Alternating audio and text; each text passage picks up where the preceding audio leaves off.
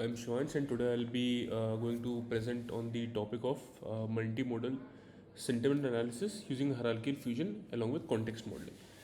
So let's dive deeper into the multimodal sentiment analysis part, and we'll explore how combining text, audio, and video in a structured way will yields state-of-the-art performance on real-world dataset. We'll also include context in these different modalities. And over the next few minutes, we'll journey from the motivation minutes behind this work and all the way through the math, the experiments, the result, accuracies, and the results. So let's get started. Basically the motivation was that as all these real world data sets increase, especially in the world of social media, YouTube, Instagram, TikTok, etc. So there are tons of user generated content, right? It could be vlogs, product reviews, reaction videos. So in order for the social media site to flag them as positive, negative, offensive, or just to promote this content to other users as recommendations, we need to have we need to be able to combine different modalities all the way from videos, audios, text, multiple things. So text only sentiment models, they miss the tone, sarcasm, facial expressions, gestures, which are very key signals that human viewers naturally use. So human communication is inherently multimodal. Words convey explicit meanings, but text as a modality miss all those things, which we can avoid by simply combining the video as a modality as well, along with audio. So we extract. So the paper basically proposes a hierarchical fusion framework that extracts unimodal features, text, acoustics, visuals for each utterance, fuse them in two stages, that is the bimodal, or three stages, combining all three modalities, known as the trimodal method, which we'll study later on. And then the way the context is carried from each modality and maintained across other modalities throughout the process is via the process of GRUs, which is the gated recurrence units. And overall, we observe that this approach reduces error by 5% over flat concatenation, that is just simply merging all three modalities at once. On multi utterance clips with contextual modeling, it cuts error by nearly 10%. And the basic motivation behind choosing this research paper was that it gives a structured fusion that learns intermodal correlations beyond naive concatenation, and contextual dependency modeling that mirrors how human integrate sentiment over time. So we we derive inspiration from the way humans operate. We combine different modalities and then create our own sentiment, either positive or negative. We take inspiration from that, and similarly, the architectures are developed in the paper. So, starting from the historical perspective, so earlier in the earlier days, there were early fusion, late fusion. So, what was done, like in if we have different modalities, we concatenate them and then apply filters, kernel filters, and then we extract features from them and do the prediction. Or in the late fusion, we extract those features, concatenate them, and then rule the prediction. And similar in the middle way. So, they, as mentioned earlier, there are various drawbacks in this architecture. We cannot we cannot integrate high complexity of modalities, and the accuracy was pretty low as well. So basically, we treat all modalities equally, and it fails to filter conflicting information. Then came the deep embeddings and flat fusion. They basically use of RNNs and CNN, complex neural networks, to learn embeddings for text, audios, and frame level CNNs for videos. So again, the fusion was flat. Simply concatenate them, the deeply learned embeddings, and then again make the prediction on that. What was the limitation? The limitation was single layer fusion layer struggles to disentangle pairwise modality interactions from full trimodal relationships. So suppose we have multiple modalities. So in order to separate, let's say we are combining text and video, and then video and audio. So in these two pairs of respective modalities, we cannot de-entangle them and learn different relationships after combining all these three modalities together. So that was the problem. So now we come to the current stage model as covered in this research paper, which was adding the addition of attention and context. So what does attention mechanism do? It learns per modality or per feature weights, right? And context model is sequence models, GRUs on fused embeddings to capture sentiment evolution, hierarchical fusion. So we use GRUs. We extract the features from each modality. It could be either in a pairwise fashion or all three at once. We use that, and the each context from different modalities carried on to different modality by the use of GRUs or LSTMs, which we'll cover further on. But we force the model to continue these in a sequence manner, in a sequence model, to keep continuing the context from each modality to the next modality, as well as extracting deep learned embeddings from the respective modalities in a by a pairwise fashion, all three of them, and then combine them. So again, the unimodal fusion, what it does is it's like for I'll explain all these three architectures for three different modalities: text, audio, and video. So in text, what we do is that we have a pre-trained word-to-vec model. So what it does is that uh, it takes 300 dimensions for each word, and it does padding, it does truncation, and it gives us a 50 word tokens worth of embeddings. So then we pass those tokens through a one-dimensional CNN filter of different filter sizes.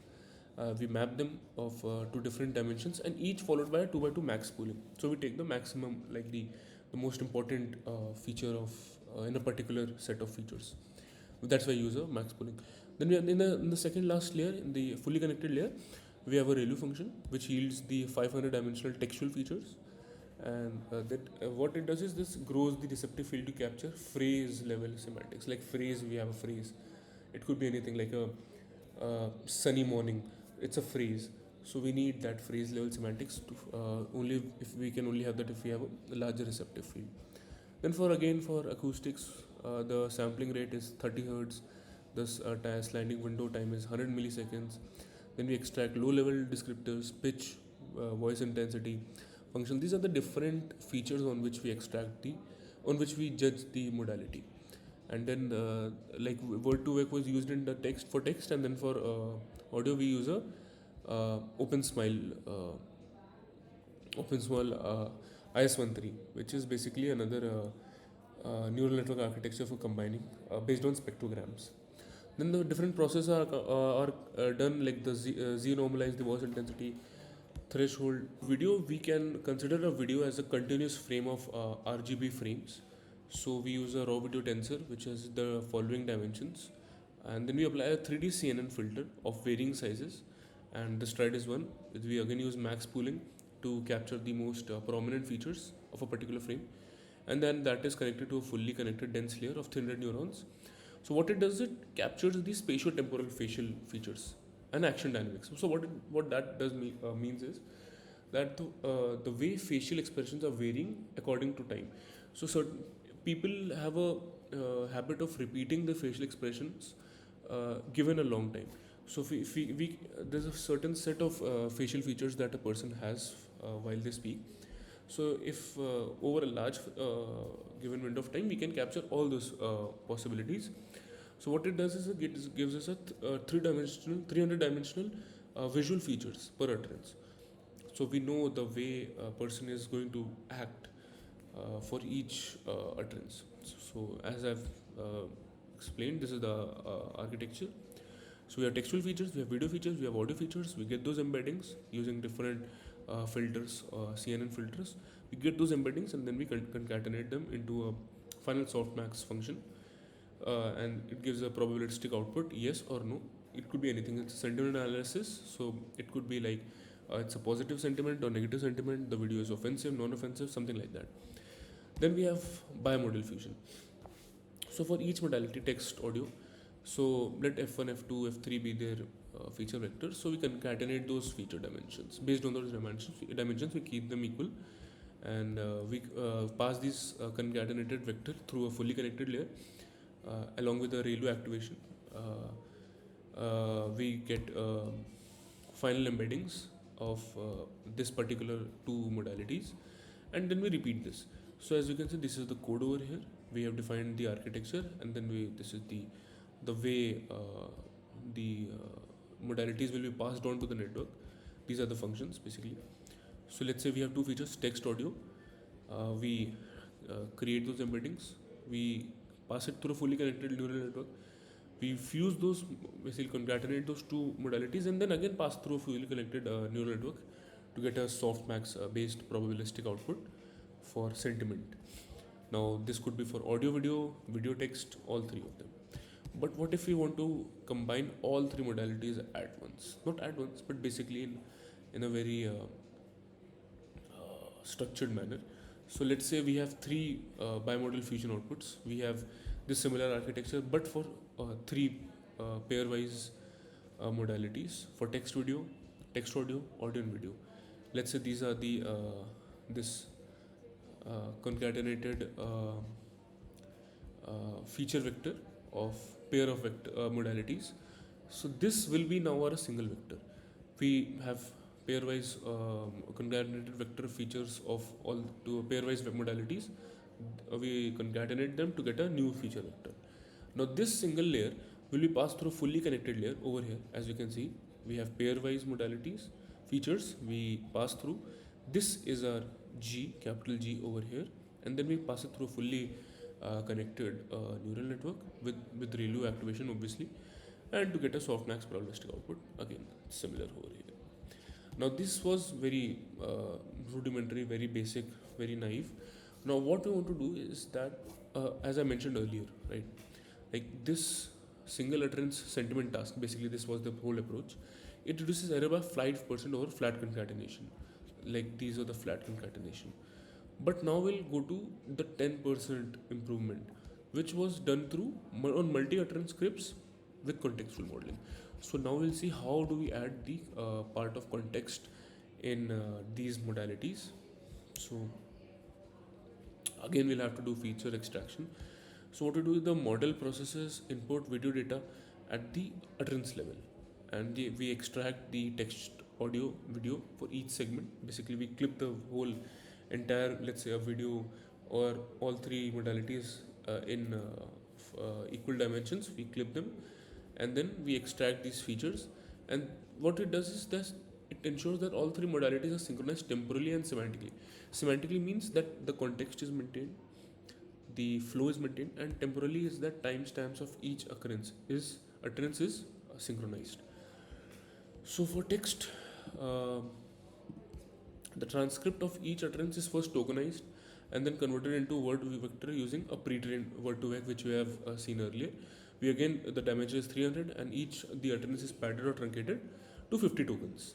So we get the word sequence we have, and it is truncated, padded, everything. So we have a feature vector xi. Xi over here is a word2vec of a function of wi, where wi is a 300 is part of 300 words. So a one-dimensional CNN is applied over a word sequence with 3 parallel filters, and max pooling is done, and the final the output which we get is a textual embedding per utterance. Similarly for audio, as we've seen earlier, the sampling rate would be 30 Hz, the window is 100 millisecond. Certain processors are applied like Z normalization, silence removal, all those things. Then we extract feature extraction. Like earlier we used a word2vec model, we use an OpenSmile over here. And what it does is extracts various features of audio, and then we get a final fixed length output, which is the feature vector from audio. Similarly for video, this is done frame wise. A video could be considered as a continuous frame of RGB frames, and these are the frames where each frame is of 3 dimensions, obviously height, width, and the 3 different channels RGB. 3D CNN is applied to get the spatial temporal features or facial dynamics, basically facial temporal dynamics, and these are the parameters. It is passed through a fully connected layer, and the final output is a visual embedding per utterance. So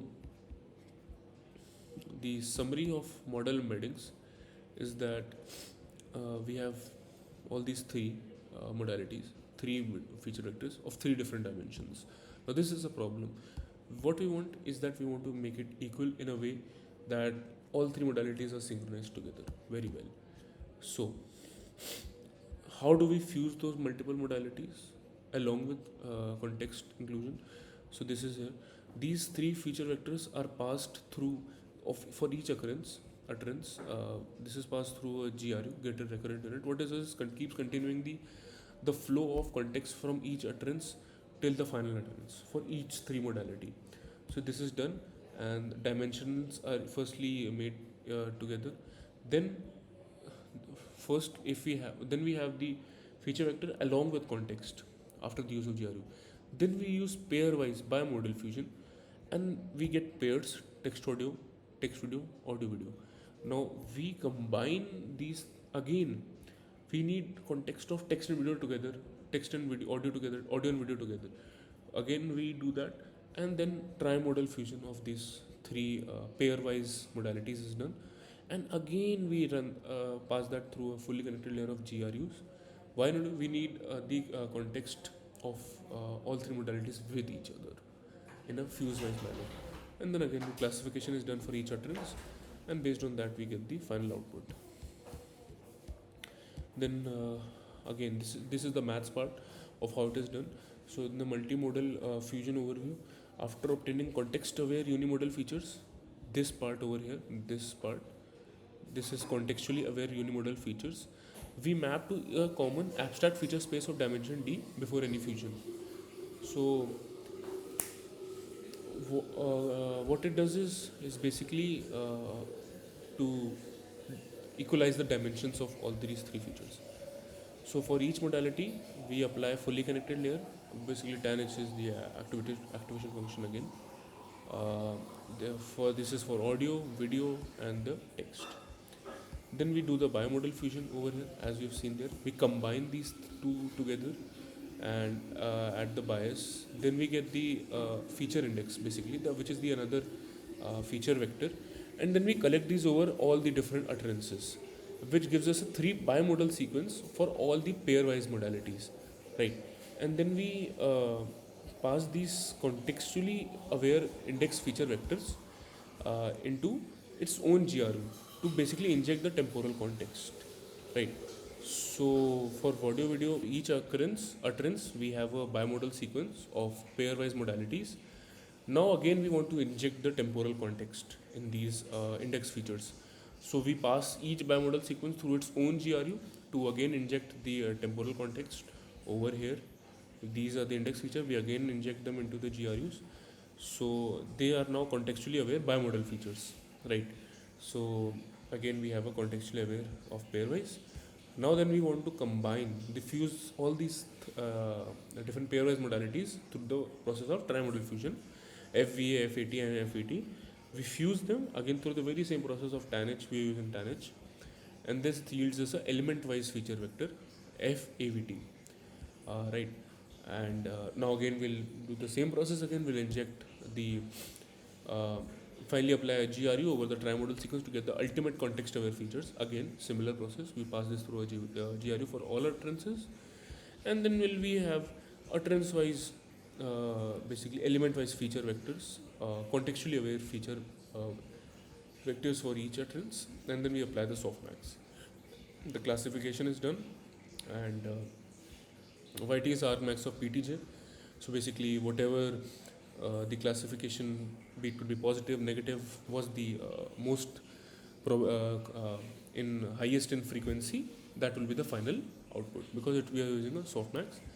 And then we trained using the loss is a categorical cross entropy loss, and the optimizer is atom optimizer.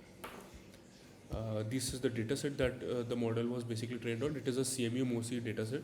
What it has is it has 93 YouTube review clips, and these are the annotated segments, basically utterances. Utterance is basically simply clipping the entire data in such way that all three modalities are synchronized perfectly, and both semantically and temporally. So these are the modalities, sentiment labels, continuous -3 to +3, like -3, -2, -1, 0, 1, 2, 3. what it means is that, like, on a scale of, let's say, -3 to 3, what is the positive or negative? These are the sentiment labels. So the data set is split in such a way that train data set, validation, test data set, positive, negative, happy, anger, sad, news, like -3 to 3. This is that, right? And another data set we use, like this was for the CME uh, short clips from YouTube of three modalities. Then we again use another data set. It was called the IMEO cap. So IMEO cap is like significantly bigger than CME. So it is a dyadic conversation session between professional actors. So like the utterances, like earlier there were 2,200 utterance segments. Like this is more than 10,000. Right? This is like more than 5 times. So we use four primary emotions like happy, anger, sad, neutral. Again, same three modalities will be considered for emotions. Cross speaker. The training in the training data, the session was from 8 speakers, and the test data session from 2 held out speakers, which were not in earlier in the trained data set. Like they are separate new speakers. So this is the class distribution of the data set. If you can visualize, and this is the algorithm for this entire architecture over here. This is nothing but that. So these are the result. Hierarchical fusion, no context, in which I said that it was 5% better than concatenation. So this is the results for different models for different fusion of modalities. Simply text, this is the accuracy. Simply video, this is the accuracy. Audio, as you can see, it is growing, right? Like text plus video is better than just video. Text and audio is better than just audio. Audio and video combined is like it is sort of neutral. But when you combine all these three modalities, we get a significant jump, especially for video and audio. Not so much for text, because text is very easy to both for semantically and temporally to continue the context. So not much difference in text, but rather huge leap in audio and video, as you can observe. Now forget that. We'll now include the second architecture that we studied, which was the context. We'll include context awareness in our modalities, and these are the different cases for different data sets. As you can see, this is way better, especially for the CH fusion accuracy, which is the paper is completely based on. We see an 80% accuracy on all three when all three modalities are combined. This is very good result, almost 75 minimum, like 73.6, 74 easily. Uh, but this was not possible earlier. But you can see promising results. So it basically we are outperforming the on just simply uh, MKL based fusion, right? By all three modalities by 1 to 1.8%, right? So multimodal is way better than unimodal. Text only accuracy is this, but when we combine them, we get a jump of 2 to 5% minimum. And trimodal gains were the highest across all setups, as we can observe. And then the different earlier hierarchical and early fusion, like hierarchical has way more advantage. Trimodal stage defines only those signals that survives bimodal consensus. So basically, we get rid of every small feature in bimodal fusion. It is not important. That is not contextually important. Basically, not temporally or semantically important.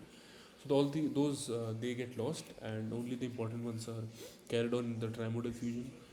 Early fusion yields identical scores for text video and text audio, and but text audio is way better than text audio, because we get the model can basically learn the facial cues, right, which offer richer emotional nuance than voice alone. Obviously, it's very intuitive.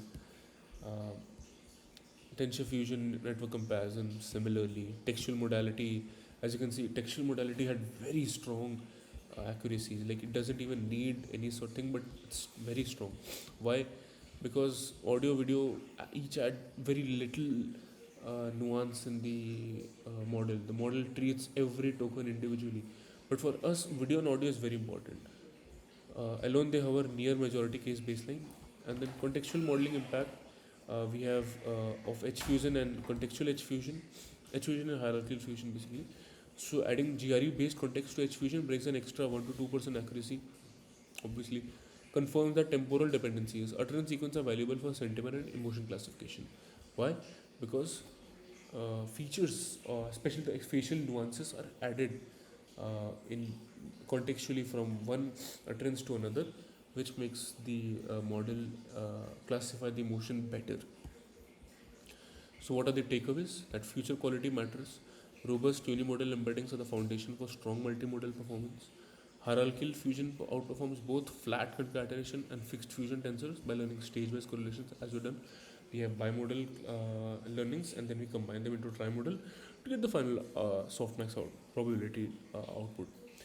And then context modeling further enhances performance in dialogue or multi-utterance settings. And then, but yeah, text remain kings. Despite multimodal, text provides the single best signal. However, combining audio video gives a better overall general result. So yeah, that was the conclusion. We introduced contextual aware H fusion framework for multimodal sentiment analysis. So basically, to summarize it, what it does, it attracts rich unimodal features from text, video, audio. What are the architectures we used to do that? For text, we use a CNN based word to vec model. Audio, we used OpenSmile. And for video, we used a simple 3D CNN. We apply GRU based context modeling at the unimodal bimodal trial levels to capture temporal differences across utterances. Unimodal features, GRU. Combine those feature vectors for bimodal fusion. Again, use GRU. Again, inject them with temporal dependencies, and then we get the element-wise index vector. Again, that is we fuse them in a trimodal fusion manner for all three modalities, and then again we inject them into a GRU for overall context awareness, and then we simply apply the softmax. Very simple architecture. This was the overall what we say summary of the entire paper. These are the reference. The paper was based by Mr. P. Majumdar and so yeah, this was the paper, and this was the paper. And Majumdar, Dr. Hazarika, D. A. L. Gilbook, E. Cambrian, S. Puria. So yeah, I hope my presentation was up to the mark, and thank you very much, sir. Thank you for the opportunity.